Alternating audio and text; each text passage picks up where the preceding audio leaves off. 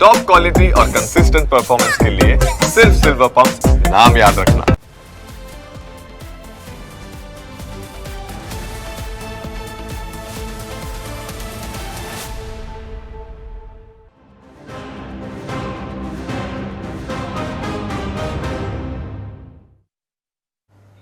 Ahmedabad crime બ્રાન્ચના હાથે ઝડપાયેલા સુરતના યોગ ગુરુની તપાસમાં નીત નવા ખુલાસા થઈ રહ્યા છે। ક્રાઇમ બ્રાન્ચે નકલી ચલણી નોટોના કેસમાં પ્રદીપ સહિત 7 આરોપીની ધરપકડ કરી, ત્યારબાદ કોર્ટમાં રજૂ કરીને 10 દિવસના રિમાન્ડ મેળવ્યા। રિમાન્ડ દરમિયાન હવે તપાસમાં અનેક ખુલાસા થઈ રહ્યા છે।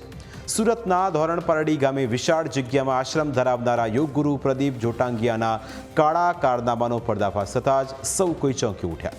કારણ એક યોગ ગુરુ નકલી નોટોનો કાળો કારોબાર ચલાવે તે કોઈના માન્યામાં આવતું નહોતું, પરંતુ આ યોગ ગુરુની તાકાત વધે તે પહેલાં જ તે ઝડપાઈ ગયું છે અને હાલમાં જેલની હવા ખાઈ રહ્યું છે। કરોડો રૂપિયાની નકલી ચલણી નોટોના કેસમાં પ્રદીપ જોટાંગિયાની પૂછપરછ કરતા અનેક નવા ખુલાસા થયા છે। તપાસમાં સામે આવ્યું કે 3 લાખની નકલી નોટ સામે 1 લાખ અસલી મેળવવાનું નક્કી થયું હતું। નકલી નોટના કૌભાંડમાં પ્રદીપ અને અન્ય આરોપીઓ વચ્ચે 50-50% ભાગીદારી હતી, એટલે કે અડધો હિસ્સો પ્રદીપ ખુદ રાખી લેતો અને બાકીના 50% બીજા 6 આરોપીઓ વચ્ચે વહેંચાતા હતા।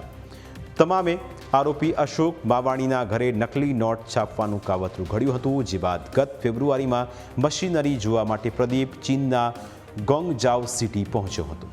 આરોપીઓએ જે પેપર મંગાવ્યા હતા તેના 17 લાખ રૂપિયા હવાલા મારફતે મોકલ્યા હતા। ચીનથી પેપરના કુલ 8 કાર્ટૂન ઇમ્પોર્ટ કરવામાં આવ્યા હતા।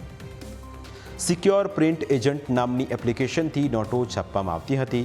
ક્રાઇમ બ્રાન્ચે અત્યાર સુધીમાં 2.48 કરોડની નકલી નોટ જપ્ત કરી છે। A4 સાઇઝના એક પેપરમાંથી 3 નોટ બનાવવામાં આવતી હતી। એટલું જ નહીં, પ્રદીપ લોકોના પૈસે લીલા લહેર પણ કરતો હતો। તે પોતાના અનુયાયીઓ અને સમર્થકો પાસેથી દાન તરીકે રૂપિયા લેતો અને તે રૂપિયાનો ઉપયોગ સેવાના કાર્યોના બદલે પોતાના મોજ શોખ પૂરા કરવા માટે વાપરતો હતો। તેણે દાનમાં રૂપિયાથી થાર, XUV, ફોર્ચ્યુનર જેવી લક્ઝરી ગાડીઓ પણ ખરીદી હતી। આરોપીઓએ નક્કી કર્યું હતું કે કોઈ જ એજન્ટ રાખ્યા વિના તેઓ અંદરો-અંદર ગ્રાહકો સુધીની નકલી નોટો પધરાવશે। આખું નેટવર્ક પ્રદીપ જોટાંગિયાના માર્ગદર્શન હેઠળ જ ચાલતું હતું।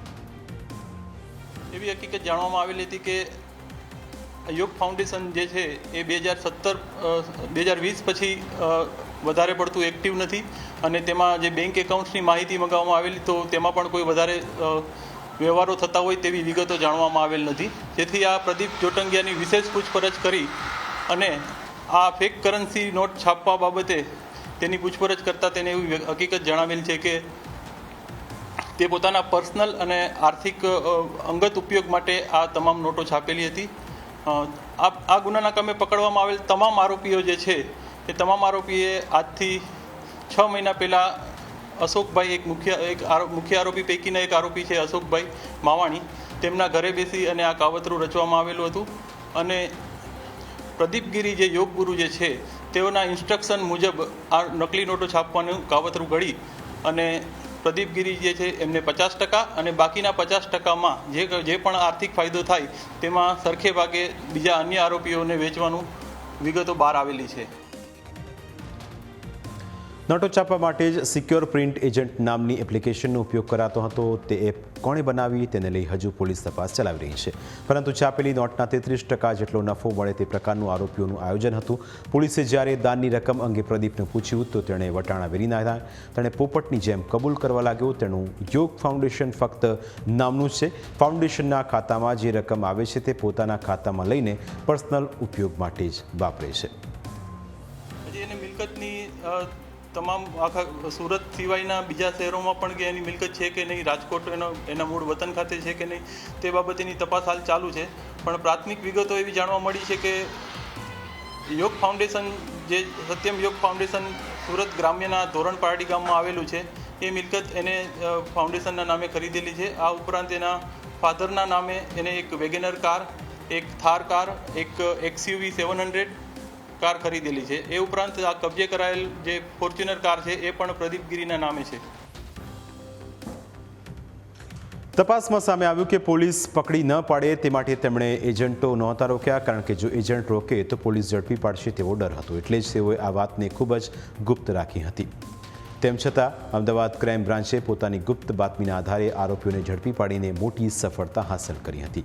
એટલે આગામી દિવસોમાં આ કેસમાં નવા ખુલાસા થાય તો પણ નવાઈ નહીં.